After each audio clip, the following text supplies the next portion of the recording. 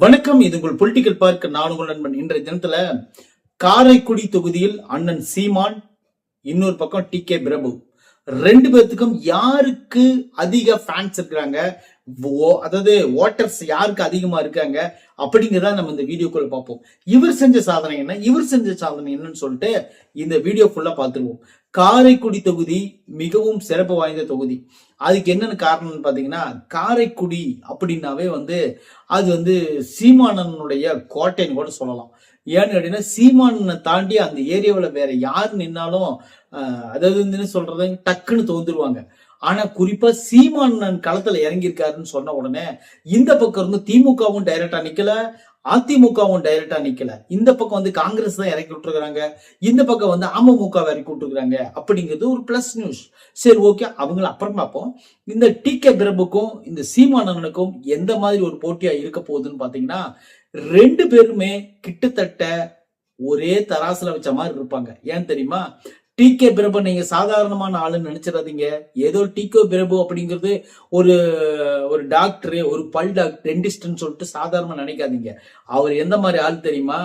அதாவது தன்னுடைய இளமை காலங்கள்ல படிப்பை முடிச்ச உடனே, அதாவது சமூகமான ஒரு சில விஷயங்கள் இப்ப ஒரு ஒரு ஊர்ல ஒருத்தர் இருப்பாங்க. அவங்க என்ன பண்ணுவாங்கன்னு பாத்தீங்கன்னா, சரி ஏதாவது ஒரு முடியாதவங்களுக்கு ஹெல்ப் பண்றது, இந்த மாதிரி எங்காச்சும் போயிட்டு இருக்கீங்கன்னு வச்சுக்கோங்களேன், உங்களுக்கு ஒரு காரியம் நடக்கணும் அப்படின்னா யாரை பார்க்கணும்னு பாத்தீங்கன்னா, பிரபு போய் பாருப்பா, அவர் பாத்தீங்கன்னா கொஞ்சம் காரியத்தை முடிச்சு கொடுப்பாரு அப்படிங்கிற மாதிரி சில பேர் நம்புற மாதிரி அவர் செய்வார்.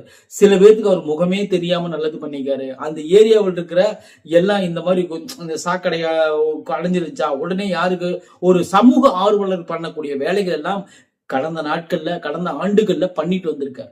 அப்படி பண்ணிட்டு வந்ததுனாலதான் இப்ப என்னாச்சுன்னு பாத்தீங்கன்னா, டிவிகேல சப்போர்ட் பண்றதுனால உடனே கூப்பிட்டு நீங்க சிவகங்கை மாவட்டத்துக்கு கிழக்கு செயலாளரா இருங்க, மாவட்ட செயலாளர் இருங்க அப்படின்னு சொல்லிட்டு போட்டாங்க. இப்ப போட்ட உடனே அவருக்கு காரைக்குடிக்கு ஒரு தொகுதி கொடுக்குறாங்க. காரைக்குடிக்கு தொகுதி கொடுக்கறதுக்கு முன்னாடியே சீமானனை முதலே அறிவிச்சிட்டார். என்னன்னு பாத்தீங்கன்னா, நான் காரைக்குடியில தான் நிக்கிறேன் அப்படிங்கிற மாதிரி அவர் சொல்லிட்டார். சொன்ன உடனே டி.கே. பிரபு நீங்க காரைக்குடியில் நில்லுங்க அப்படின்னு சொல்லியிருப்பார் போல தெரியுது. அப்புறம் ஒரு சின்ன ஒரு ஜர்க் ஆகுமா ஆகாதா? ஏன்னு கேட்டீங்கன்னா, அந்த பக்கம் அமமுக தான் இறக்கி விட்டுருக்காங்க, அதிமுக வரல. இந்த பக்கம் காங்கிரஸ் தான் இறக்கி விட்டுருக்காங்க, திமுக வரல. அதனால சீமானனை எதிர்த்து நிக்கிற ஆளு கொஞ்சம் பலம் வாய்ந்த ஆளா இருக்கணும் அப்படின்னு சொல்லிதான் எல்லாம் எதிர்பார்த்திருப்பாங்க தாவேக்காவுல. இப்ப பலம் வாய்ந்த ஆளை யாரை இறக்கி விடுறதுன்னு பாத்தீங்கன்னா, யாராவது கொஞ்சம் அல்லு சில்லு சின்ன பையனா, அல்லது வயசானவரா, அல்லது பேச்சு திறமை வேற எல்லாத்துலயும் கரெக்டா இருந்தா கூட சீமானனை ஜெயிக்கிறது ரொம்ப கஷ்டம். ஏன்னா காரைக்குடியில. ஆனா இருந்தாலும் அந்த தொகுதியிலேயே இப்ப டி.கே. பிரபு அப்படிங்கிறவர் இப்ப இறங்கிறதுனால மக்களுக்குள்ள சின்ன குழப்பம் ஆயிடுச்சு. ஏன்னு கேட்டீங்கன்னா, சீமானன் பக்கம் தான் இவ வெளிச்சம் அதிகமா இருந்துச்சு. ஆனா டி.கே. பிரபை இறக்கி விடுறாங்க அப்படின்னு சொன்ன உடனே தான் இப்ப போட்டி கொஞ்சம் சுவாரஸ்யம் ஆயிடுச்சு. இப்ப ரெண்டு பேர்த்துக்கும் இடையில போட்டி எந்த மாதிரி போட்டியா இருக்குன்னு பாத்தீங்கன்னா, கிட்டத்தட்ட ஒரு 5% 10%க்கான போட்டி தான். சீமானன்னா ஒரு 10% முன்னாடி இருக்கான்னு வச்சுக்கோங்களேன். ஏன்னா டி.கே. பிரபு ஒரு 10% கம்மியா இருக்காருன்னு வச்சுக்கோங்களேன். இந்த நடக்கக்கூடிய 20 நாள் பேக்கேஜ் இருக்கு பாத்தீங்களா, இந்த 20 நாள் பேக்கேஜ் தான் டி.கே. பிரபுவை சீமானன் கிட்ட நெருங்குறதுக்கு வாய்ப்பு கிடைக்கும். இல்லைன்னு வச்சுக்கோங்களேன், சீமானன் அந்த 10% மேலேயே இருந்து அவர் ஈஸியா ஜெயிக்கிற வாய்ப்பு இருக்கு. டி.கே. பிரபு அந்த 10% எப்படி பிடிக்க முடியும்னு பாத்தீங்கன்னா, அடுத்தது விஜயனுடைய பேச வச்சுதான் இந்த சீமானனோட ஈவன் பண்ண முடியும். ஏன்னா டி.கே. பிரபு தனியா நின்று இருந்தாருன்னா கண்டிப்பா வாய்ப்பே கிடையாது. 1% கூட வாய்ப்பு கிடையாது. ஏதோ ஒரு 5% ஓட்டு வாங்குவாருன்னு கணக்கு வச்சுக்கலாம்.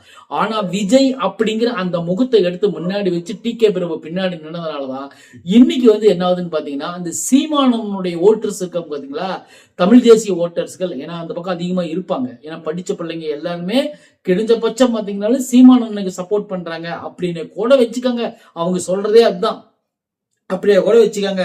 இப்ப இந்த டி.கே. பிரபு அப்படிங்கிறவர் முன்னாடி நிக்கிறாரு. அவருக்கு பின்னாடியோ அல்லது முகமாவோ நிக்கிறது யாருன்னு பாத்தீங்கன்னா விஜய் அப்படிங்கிற ஒரு முகம் தான் இன்னைக்கு சீமானனை எதிர்த்து நிக்கக்கூடிய தெம்ப டி.கே. பிரபுக்கு கொடுத்திருக்குது அப்படிங்கிறது எந்த மாற்று கருத்தும் கிடையாது. சரி, ஓகே, இதே காரைக்குடி தொகுதியில திமுகவை சேர்ந்தவர்களோ அதிமுகவை சேர்ந்தவர்களோ டைரக்டா போட்டியிடலாமே, ஏன் இடல? இட முடியாது. ஏன்னு கேட்டீங்கன்னா இவங்க 2 பேர்த்துக்கு இடையில தான் அங்க போட்டியா இருக்க போகுது. மீதி 2 பேர் இருக்காங்க பாத்தீங்களா, இவங்க 2 பேர்த்துக்கு இடையில பயங்கரமான போட்டியா இருக்க போகுது. ஏன்னு கேட்டீங்கன்னா சீமானன் அவங்க வந்து முதலமைச்சர் கேண்டிடேட். அது வந்து என்னன்னு பாத்தீங்கன்னா அவர் முதலமைச்சர் கேண்டிடேட், இவர் மாவட்ட அது கிழக்கு மாவட்ட செயலாளர் தான் சிவகங்கையில. ஆனா இந்த மாதிரி இருக்க ஆளையே தூக்கி அவ்வளவு பெரிய ஒரு முதலீட்டை கொடுக்குறாங்கன்னா இவர் என்ன சாதாரண ஆளா இருக்க முடியுமா? சாதாரண ஆளா இருந்தா இந்த அவர் வந்து தூக்கி மேல வைக்க முடியுமா? முடியவே முடியாது. ஏன்னு கேட்டீங்கன்னா யாரை இறக்கி விட்டுருந்தாலும் கண்டிப்பா பயந்துருப்பாங்க. டி.கே. பிரபுவை தவிர அந்த காரைக்குடி தொகுதிக்கு வேற யாரை இறக்கி விட்டுருந்தாலும் கொஞ்சம் ஜர்க்கா இருப்பாங்க. அதுதான் உண்மை.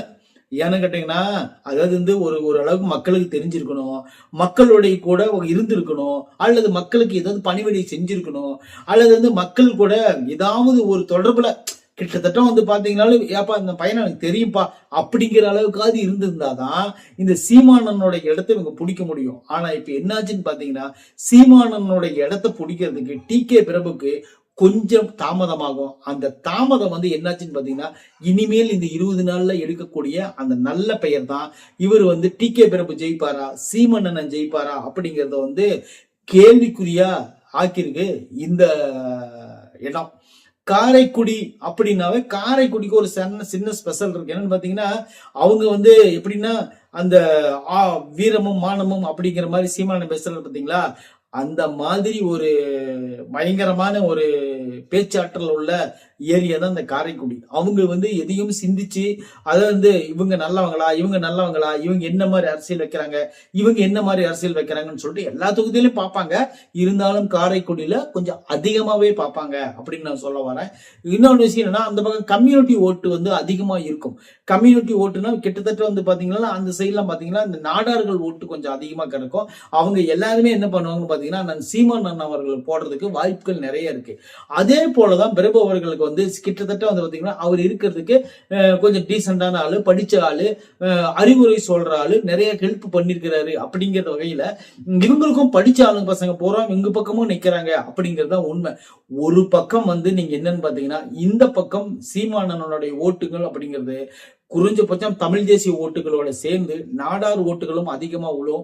அது ஒரு பிளஸ் பாயிண்ட் இருக்குது. அதே மாதிரி இந்த பக்கம் பாத்தீங்கன்னாலும் இவர் பண்ணிருக்கிற அந்த ஒரு ஹெல்ப், மக்களுக்கு உண்டான அந்த ஹெல்ப் அதெல்லாம் வந்து இவர் பின்னாடி வரும். அதுக்கு முன்னாடி விஜயோட முகம் வரும், அந்த ரசிகருடைய முகம், அதாவது வந்து ஒரு சினிமா கவர்ச்சியோட முகம் வந்து இந்த பக்கம் வரும். இந்த பக்கமும் இப்ப சரிசமமான தட்டு இருக்கு. டி.கே. பிரபுனோட தட்டு ஒரு 10% கீழே தான் இருக்கு. இந்த கீழே இருக்கிற தட்டு அப்படியே இருந்துச்சுன்னா சீமானன் டெஃபினெட்லி ஜெயிச்சிருவாரு. ஆனா இந்த 10% தட்டு வந்து கொஞ்சம் மேல ஏறிடுச்சுன்னா ஈவன் ஆயிரும். அப்புறம் கேள்விக்குறிதான் வெற்றி யாருக்குன்னு. ஏன்னா விஜயோட முகம் இல்லாம நீங்க அவர் நின்னாருன்னா வாய்ப்பே கிடையாது. ஆனா விஜயனுடைய முகம் இருக்கிறதுனாலதான் இப்ப யோசிக்க வேண்டியதா இருக்குது. சீமானனுடைய அரசியல் அப்படிங்கிறது வந்து நம்மளால யாராலும் யூகிக்க முடியாது. அவர் வேற லெவல் அரசியல் பண்ணுவாரு. அந்த மாதிரி ஒருத்தர் அவர் எதிர்த்து நிக்கணும் அப்படிங்கிறதுக்கே ஒரு கட்ஸ் வேணும். அந்த கட்ஸை ஏற்படுத்திக்கிட்டவர் தான் டி.கே. பிரபு என்கிற அந்த டாக்டர். அந்த டாக்டருக்கு உண்மையிலே வந்து ஒரு தைரியம் இருக்கணும். இந்த மாதிரி ஒரு பேச்சாற்றல் உள்ள முதலமைச்சர் கேண்டிடேட்டா நிக்கக்கூடிய ஒரு இடத்துல வந்து நம்ம நிக்கிறோமே, அதனால ஏதாவது நம்மளுக்கு வந்து ஓட்டு சரிவு ஏற்பட்டு நாளைக்கு தோந்துட்டா என்ன பண்றதுன்னு அந்த ஒரு எண்ணம் வராம நான் ஜெயிச்சிருவேன்னு சொல்லிட்டு நிக்கிறாரு பாருங்க. உண்மையிலே அதுக்கே ராயல் சொல்லிட்டு அடிக்கணும். உண்மையிலே சொல்றேன், மத்த கேண்டிடேட் விஜய் நிக்கிற இடமோ, ஸ்டாலின் நிக்கிற இடமோ, ஐயா எடப்பாடி நிக்கிற இடமோ, இவங்க நிக்கிற இடத்துல எல்லாம் வந்து கேண்டிடேட் வந்து கொஞ்சம் வீக்கா இருந்தாலும் பரவாயில்ல. ஏன்னு கேட்டீங்கன்னா அந்த இடத்துல அவங்கதான் ஜெயிப்பாங்க அப்படிங்கிற ஒரு இது இருக்கும். ஆனா சீமானன் நினைக்கிற இடத்துக்கு டி.கே. பிரபு தூக்கி விஜய் போட்டார் பாத்தீங்களா, அதுதாங்க ட்விஸ்ட். வேற ஒன்னும் ட்விஸ்ட் கிடையாது. இன்னும் சொல்ல போனோம்னா சீமானனுக்கு வெற்றி வாய்ப்பு பிரகாசமா இருக்குது. டி.கே. பிரபு அவர்களுக்கு வந்து வெற்றி வாய்ப்பு கம்மியா இருக்குது. இந்த 20 நாள்ல அவர் என்ன மாதிரி பெர்ஃபார்மன்ஸ் கொடுத்து மக்களிடையில வந்து அவர் மனசை அல்றாரோ அதை பொறுத்துதான் 2 பேரும் ஈவன் ஆக முடியும். மற்றபடி வந்து சீமானன் எப்பயும் நம்பர் 1 தான். அவர் ஜெயிக்கிறதுக்கான வாய்ப்பு இருக்கு. இந்த 20 நாளுடைய கேப் தான் தாவேக்கா ஜெயிக்கிறதுக்கும் அல்லது வந்து ஈவனா வர்றதுக்கும் ஒரு மைனஸ் அண்ட் பிளஸ் பாயிண்டா இருக்கு. இதை நீங்க எப்படி எடுத்துக்கிட்டாலும் சரி, நான் உண்மையை மட்டும் தான் சொல்லிக்கிறேன். நன்றி, வணக்கம்.